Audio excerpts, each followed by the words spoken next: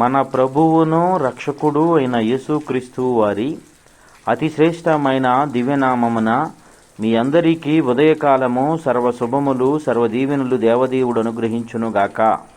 ఆమేన్.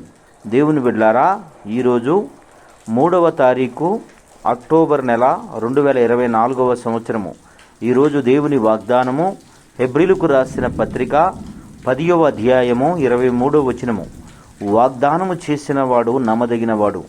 దేవుడు తన పరిశుద్ధ లేఖన భాగము నేటి ఉదయకాలము మీ వినికిడిలో, మీ జీవితంలో ఈ వాగ్దానాన్ని దేవదేవుడు నెరవేర్చునుగాక. ఆమేన్. దేవుని బిడ్డలారా, దేవుడు మాట్లాడుతున్నటువంటి మాట, దేవుడు తెలియచేస్తున్నటువంటి మాటను అపోస్తులుడైనటువంటి పౌలు గారు మరోసారి తన ప్రజలైనటువంటి ఇశ్రాయేలీలు ప్రజలకు మరలా ఒక్కమారు దాన్ని కోట్ చేసి ఆ వాగ్దానాన్ని తెలియచేస్తున్నాడు. ప్రియ సహోదరి సహోదరులారా, ఈ యొక్క వాగ్దానము మీ యొక్క జీవితంలో, మీ వెనుకడిలో ఈ వాగ్దానాన్ని జ్ఞాపకం చేసుకొనుచు ఈ వాగ్దానం పట్ల విశ్వాసంతో ముందుకు కొనసాగే వ్యక్తుల్లా ఉండుటకు మరొక మారు దైవ సేవకుడినైన నేను దేవుని మాటను మీకు కోట్ చేస్తూ ఉన్నాను. ప్రియ సహోదరి సహోదరులారా, ఇశ్రాయేలు ప్రజలు వాగ్దానాన్ని మరిచిపోయారు. నీవు ఈ మాటలు వింటున్నటువంటి మీ జీవితంలో కూడా సంవత్సర ప్రారంభమందు వాగ్దానం తీసుకొని, లేక దేవుడు కష్టాలలో, కన్నీళ్లలో, ఇబ్బందుల్లో, శ్రమల్లో ఉన్నప్పుడు దేవుడు నీకు చేసినటువంటి వాగ్దానాన్ని తలంచుకొనుచు నీ జీవితంలో కార్యము ఆలస్యమైతే, ఆ కార్యం చేయటానికి కొంత సమయం పట్టేలా ఉంటే, కార్యము లేట్ అయిపోయింది కనుక అద్భుతము నీవు చూడలేకపోతున్నానని కృంగిపోతూ ఆ వాగ్దానాన్ని మరిచిపోయే వ్యక్తిగా బ్రతుకుతూ ఉన్నావేమో. అందుకే దేవుడి ఉదయకాలమందు మరోమారు నీకు ఈ వాగ్దానాన్ని తెలియజేస్తున్నాడు. ప్రియ సహోదరి సహోదరులారా, ఆయన నమ్మదగినవాడు. మనము నమ్మదగిన వారము కాకపోయినప్పటికీ ఆయన నమ్మదగినవాడు. ఆయనే నీకు వాగ్దానం చేశాడు, నీ జీవితాన్ని కడతాను అని. ఆయన నీకు వాగ్దానం చేశాడు, నీ బిడ్డలకు మంచి భవిష్యత్తు ఇస్తానని. ఆయన వాగ్దానం చేశాడు, నువ్వు చేస్తున్నటువంటి వ్యవసాయాన్ని ఆశీర్వాదకరంగా దీవిస్తాను అని.